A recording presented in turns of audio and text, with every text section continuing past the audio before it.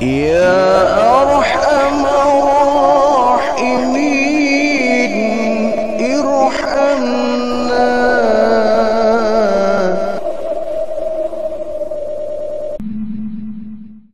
Rasulullah sallallahu alaihi wasallam, salasatun tusafihumul malaikatu yawma yakhrujuna min kuburihim, asyuhada'u wal qaimuna syahru ramadhana was-saimuna yauma arafata.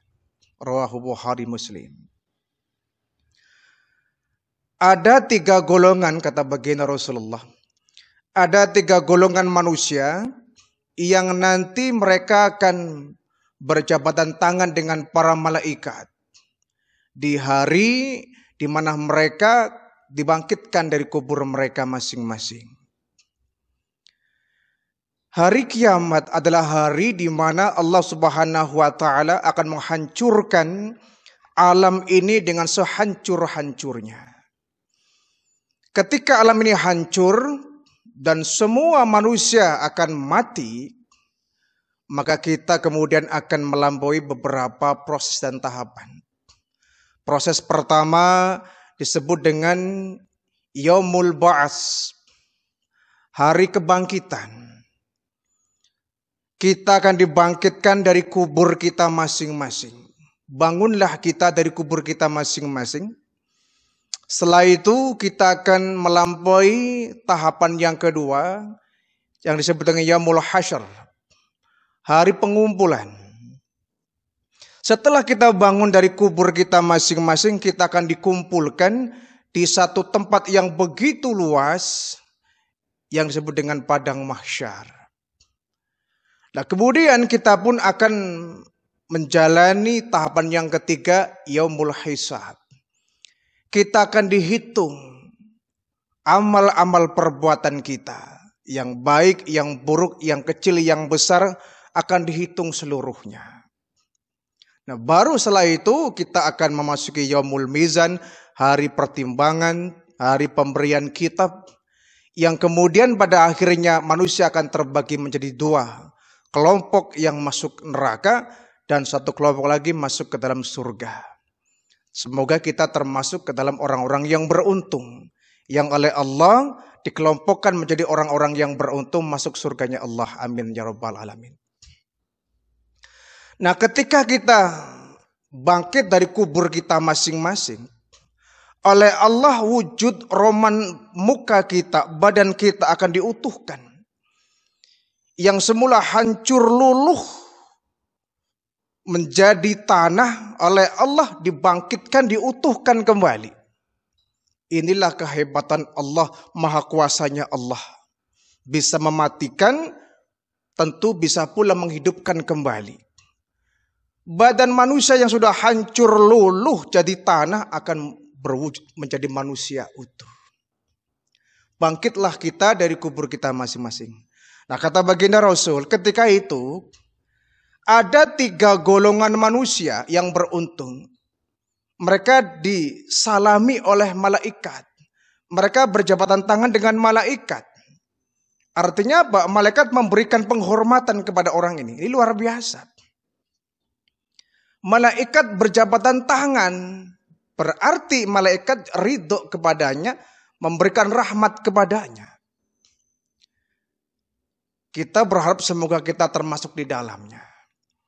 Siapakah mereka 3 orang yang nanti ketika bangkit dari alam kubur diulurkan tangannya oleh malaikat dan mereka berjabatan tangan? Pertama kata baginda Rasul, asyuhada'u, kelompok para syuhada. Ini kelompok pertama yang nanti akan berjabatan tangan di Yaumul Ba'ats, hari kebangkitan. Asyuhada, kata Nabi, para syuhada, orang-orang yang matinya syahid. Orang yang matinya syahid, mereka nanti akan mendapatkan jabatan tangan oleh malaikat. Mati syahid itu kan ada 3 macam ya. Ada yang disebut dengan syahid dunia, ada yang disebut dengan syahid akhirat, ada juga syahid dunia akhirat. Ini subhanallah, kita masuk kelompok yang mana ya? Pertama ada syahid dunia, yaitu mereka yang sudah berkorban, mengorbankan nyawanya sampai meninggal dunia, tetapi mereka tidak beriman kepada Allah. Namun mereka berani berjuang, berkorban sampai nyawa pun mereka korbankan. Mereka meninggal dunia, tetapi sayangnya mereka tidak beriman kepada Allah. Mereka syahid, tapi syahidnya hanya syahid dunia saja. Para pahlawan kita yang gugur di medan perang ketika melawan Belanda dan Jepang itu kan macam-macam ya.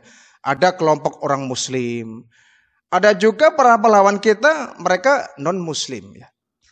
Nah, yang non-Muslim mereka karena nggak beriman kepada Allah, mereka termasuk syahid, cuma syahidnya syahid dunia. Seandainya mereka termasuk orang yang beriman kepada Allah, maka masuknya kelompok syahid akhirat. Yang kedua ada orang yang meninggalnya syahid akhirat. Mereka orang yang meninggal dunia dalam kondisi beriman kepada Allah, yang meninggalnya secara tragis. Contoh mereka kecelakaan lalu lintas umpama. Mereka tersambar petir misalkan. Mereka terpanggang di api misalkan. Jadi meninggalnya tragis, tapi dia beriman kepada Allah, ini syahid. Seorang wanita yang melahirkan anaknya hidup sementara ibunya meninggal dunia, matinya mati syahid. Al-gharik, orang yang tenggelam, juga termasuk syahid akhirat kalau dia beriman kepada Allah. Para nelayan kita yang mereka berjuang menafkahi keluarganya, menafkahi anaknya, istrinya, demi untuk menunaikan kewajiban kepada Allah. Kemudian di tengah-tengah perjuangan dia mencari nafkah, dia tercebur di laut, meninggal dunia. Kalau dia sedang melaksanakan ibadah, yakni memberikan nafkah, maka dia matinya syahid akhirat. Adapun yang ketiga ini levelnya sangat tinggi. Orang yang mati syahid, syahidnya dunia akhirat. Siapa mereka? Yakni mereka para syuhada yang telah berjuang, berperang melawan orang-orang kafir, membela agama Allah, kemudian dia gugur di medan perang, bersimbah darah, dia relakan hartanya, nyawanya, demi untuk menyelamatkan agama Allah, melawan orang-orang kafir. Ini namanya orang syahid dunia akhirat. Namun yang jelas, kalau kita termasuk orang yang beriman, seandainya kita meninggal dunianya itu karena suatu peristiwa tragedi, maka insya Allah kita termasuk orang yang syahid. Asalkan kita beriman kepada Allah. Syahid dunia akhirat, ataupun syahid akhirat. Kalau syahid dunia, ini orang-orang yang meninggal dunia tapi dia nggak beriman kepada Allah. Namun dia berjasa untuk tanah airnya, misalkan untuk orang lain. Dia menjadi pahlawan untuk orang lain, tapi dia nggak beriman kepada Allah. Dia syahid, cuma syahidnya syahid dunia. Jadi orang yang meninggal syahid, asyuhada ini, mereka lah kelompok orang-orang yang nanti di padang mahsyar ketika dia bangkit dari alam kubur, malaikat memberikan penghormatan. Malaikat membangunkan dan berjabatan tangan. Ini kan luar biasa. Hari-hari yang sangat menegangkan. Awal menegangkan untuk kita. Karena pasti peristiwa itu akan kita alami. Baik yang meninggalnya tercebur di laut, terbakar atau tertimbun tanah, semuanya pasti akan dibangkitkan dari alam barzahnya, dibangkitkan dari alam kuburnya, kemudian oleh Allah akan digiring di satu tempat untuk mengikuti proses yang lebih mendebarkan, yakni yaumul hisab. Mudah-mudahan kita termasuk para syuhada ya, orang-orang yang berjuang di jalan Allah sehingga mendapatkan penghormatan seperti ini. Satu. Yang kedua kata baginda Rasul, kelompok orang yang nanti ketika bangkit dari alam kubur malaikat memberikan salam kepadanya, perjabatan tangan kepadanya, wal qaimuna syahrul Ramadan. Orang-orang yang qaimun, orang-orang yang berdiri untuk melaksanakan ibadah syahrul Ramadan di bulan Ramadan. Artinya orang-orang yang berqiyamul lail, orang yang berdiri untuk melaksanakan sholat, menghidupkan malam-malam Ramadannya dengan dia beribadah kepada Allah, melaksanakan tahajud, melaksanakan sholat hajat, ya, sholat witir, tarawih. Dia hidupkan malam-malam Ramadan dengan qaimun, dengan memperbanyak berdiri melaksanakan sholat. Bukan berdiri kita di tempat-tempat yang tidak baik, ya. Berdirinya kita, qaimun ini yang dimaksud adalah dia berdiri untuk melaksanakan sholat. Sehingga istilahnya dengan qiyamul lail. Qiyam itu berdiri, lail itu adalah malam. Jadi mendirikan ibadah di waktu malam, qiyamul lail, yakni dengan melaksanakan sholat. Orang semacam ini akan mendapatkan penghargaan dan kemuliaan. Begitu bangkit dari alam kubur, dia akan diulurkan tangannya oleh malaikat, dia berjabatan tangan dengan malaikat, subhanallah. Kenapa? Karena malam-malamnya dia gunakan untuk beribadah di bulan Ramadan. Sementara yang lain tidur, yang lain sedang terlelap istirahat, dia bangkit, dia hidupkan malam-malam Ramadan. Apalagi 10 malam yang terakhir, ya. 10 malam yang terakhir di bulan Ramadan itu klimaksnya Ramadan. Itu puncaknya Ramadan. Gangguan semakin kuat, cobaan semakin berat. Orang ketika menjelang Idul Fitri di akhir-akhir Ramadan, orang sudah semakin lelah, ya. Sudah semakin capek, sehingga konsentrasi ibadah pun semakin buyar. Kita kalau sudah mendekati Idul Fitri, hari-hari akhir Ramadan, pikiran kita sudah nggak konsen dengan ibadah. Ada yang sudah mikirin lebaran, beli baju untuk anak-anaknya. Ada yang sedang mikirin mudik, mempersiapkan segala sesuatunya. Dan lain sebagainya. Sehingga konsentrasi itu kemudian terpecah. Dia buyar. Tapi dalam kondisi begitu dia tetap fokus melaksanakan ibadah. Dia habiskan akhir-akhir Ramadannya dengan beribadah. Ini luar biasa. Dia jaring malam Lailatul Qadar dengan dia terjaga di sepanjang malam, di malam-malam yang akhir di bulan Ramadan. Kemudian dia berhasil mendapatkan Lailatul Qadar sehingga ibadahnya melejit seperti orang yang beribadah selama 1000 bulan. 1000 bulan itu hampir sama dengan 83 tahun.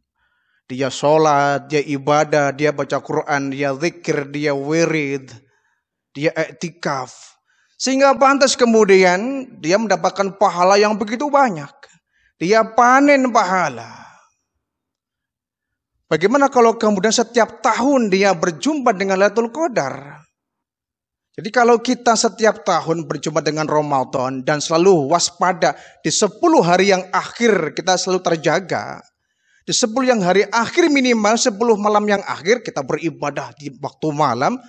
Tidak ada yang terlewatkan, pasti kita mendapatkan Lailatul Qadar. Bayangkan kalau setiap tahun kita dapat.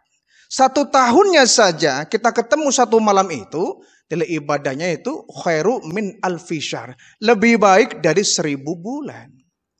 1 hari, 1 tahun itu, kalau bertahun-tahun, sisa umur kita sampai 20 tahun, 30 tahun, setiap tahunnya kita berjumpa dengan Lailatul Qadar, akan berapa banyak pahala yang bisa kita kumpulkan.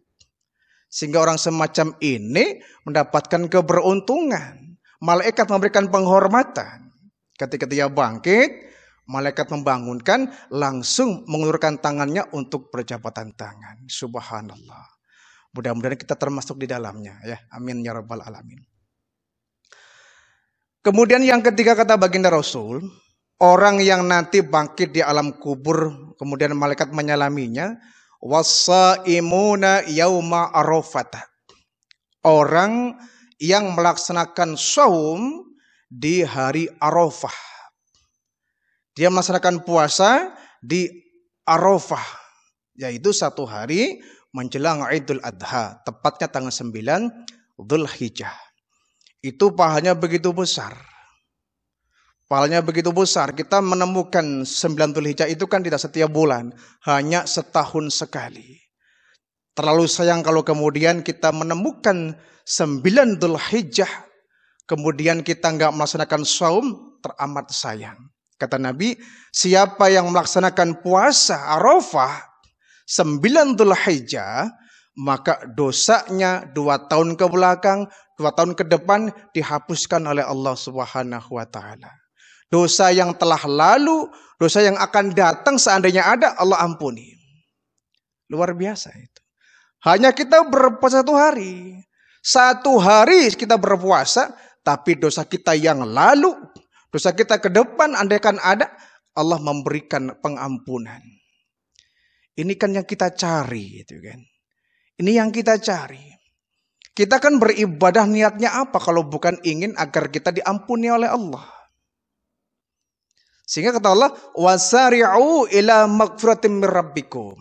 Hai manusia, hendaknya kalian sari'u, bersegera. Di ayat lain sabiku, ya, berlomba-lombalah kalian. Ila magfiratin min rabbikum, untuk meraih ampunan Tuhan. Wa jannatin arduhas samawati wal ard. Kalau kita sudah meraih ridha Allah, ampunan Allah, maka imbasnya kita mendapatkan surga yang luasnya seluas langit dan bumi. Untuk siapa? Uiddat lil muttaqin. Allah sediakan untuk mereka orang-orang yang bertakwa kepada Allah. Tapi syaratnya sari'u ila magfirah. Kita bersegera untuk mencari ampunan Allah. Caranya bagaimana? Ya dengan cara kita beribadah tentu. Enggak ada cara lain kecuali kita banyak beribadah. Sholat 5 waktunya kita jalankan dengan baik. Puasa Ramadannya kita kerjakan dengan baik. Zakatnya, syukur-syukur hajinya kita laksanakan. Ini cara kita meraih magfirah Allah. Kuncinya magfirah. Kalau Allah sudah memberikan magfirah, maka kita akan mudah saja wajannatin arduhas samawati wal ard, mendapatkan surga yang luasnya seluas langit dan bumi. Nah, orang-orang yang berpuasa di Arafah, di hari Arafah 9 Dzulhijjah, 1 hari lagi menjelang Idul Adha, dia orang yang nanti mendapatkan anugerah. Begitu bangun dari alam kubur, dibangkitkan dalam kubur, malaikat segera dengan tersenyum mengulurkan tangannya, mengangkat dia dari tidurnya, kemudian berjabatan tangan. Kalau dari bangun saja kita sudah diberikan penghormatan kepada malaikat, ya artinya insya Allah kita orang-orang yang beruntung. Ketika melampaui yaumul hasyr, melampaui tahapan yaumul hisab, yaumul mizan, sampai kemudian kita melewati siratul mustaqim, mendapatkan kunci surga. Sebaliknya, orang kalau sudah dari awal sudah oleh malaikat diberikan hukuman, di alam barzahnya mendapatkan azab kubur karena dia banyak bermaksiat dan banyak berdosa. Begitu datang hari kiamat, dibangkitkan dari alam kubur, mukanya macam-macam. Ya. Dalam satu riwayat dijelaskan, orang ketika bangkit di alam kubur, itu roman mukanya bermacam-macam. Disesuaikan dengan amal dia ketika di dunia ini. Ada orang yang bangkit dalam kubur mukanya seperti anjing. Kenapa? Karena dia waktu dunia melakukan hal-hal perbuatan yang mirip seperti anjing. Ada pula orang yang bangkit dalam kubur mukanya seperti babi. Kenapa? Karena dia waktu di dunia suka melakukan perbuatan yang mirip seperti babi. Ada yang seperti tikus, ada yang seperti macan. Dikembalikan perilakunya ketika di dunia ini. Kita manusia, jangan sampai melakukan hal-hal yang mirip dengan binatang. Kalau kita berbuat seperti binatang, maka nanti di hari kiamat, muka kita oleh Allah diserupakan dengan binatang. Yang perilakunya kita kerjakan di dunia ini. Tetapi ada juga orang yang bangkit di alam kubur itu yang mukanya bercahaya. Mukanya terang bersinar. Ini kan tidak mungkin orang-orang yang bermaksiat. Yang mukanya bercahaya enggak mungkin orang-orang yang berdosa. Yang mukanya bercahaya enggak mungkin orang-orang kafir. Gak mungkin orang-orang yang dulu malas beribadah. Yang mukanya percaya mereka orang-orang yang muttaqin. Orang yang bertakwa kepada Allah. Orang yang ibadahnya mantap. Ibadahnya hebat. Yang hidupnya hanya untuk melaksanakan ketaatan kepada Allah. Dia taat kepada Allah, kepada Rasulnya, beribadah dengan baik. Pasti dia menemukan hal-hal yang di luar kemampuan kita melakukannya. Ya ini muka kita bercahaya. Muka kita bercahaya sehingga malaikat pun tahu ini orang beriman. Ini hamba Allah. Ini bukan orang pendosa. Ini bukan ahli maksiat. Ini orang yang ahli ibadah. Sehingga malaikat pun kemudian menyampaikan salam berjabatan dengan